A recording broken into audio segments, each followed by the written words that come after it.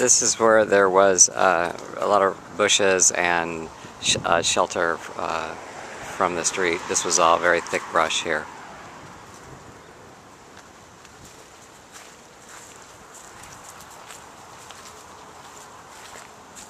It was about as high as this tree here, so there was all kinds of shade in this area.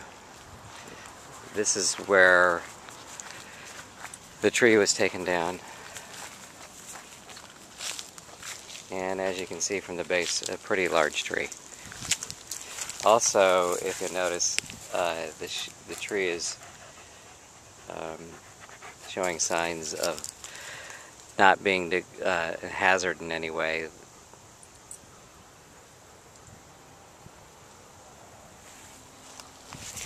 Also, right in this spot, about a month ago, was the same size of tree, but the roots have been completely taken out. So right in this spot was a tree that was as large as this spot here. So there were approximately two 70-foot trees in this area that covered way up to the wires right here. And as you can see, there's actually a piece of tree right where they chopped yesterday. So all this area here was completely covered with trees. And the trees gave the shade to both this house and this house. And now there's nothing here at all. There were a couple of smaller trees right in this area here.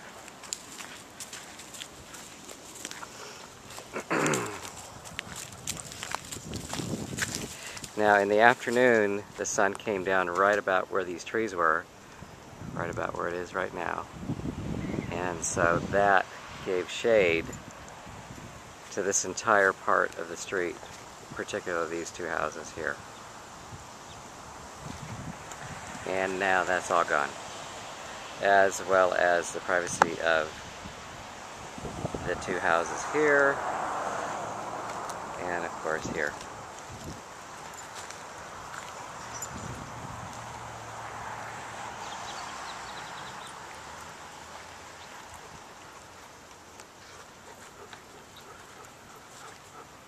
Hi.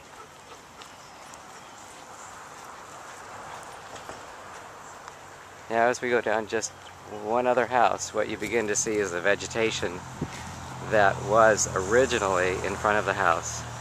Over the last year and a half, all this type of vegetation has been taken down. You can sort of see that this one spot here is being completely decimated. There's just no other trees left. And down here is pretty typical of what's the rest of the Greenbelt.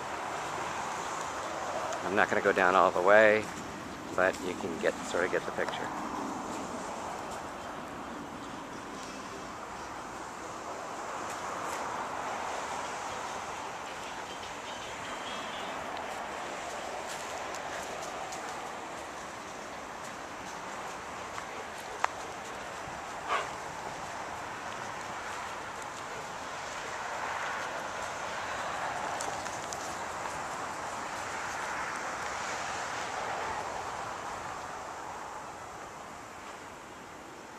So when a project is this large, I really do believe it needs public input.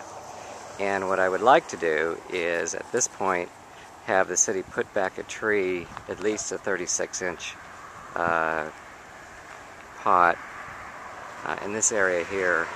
So although obviously we can't get the same amount of shade, eventually we will if it's put back.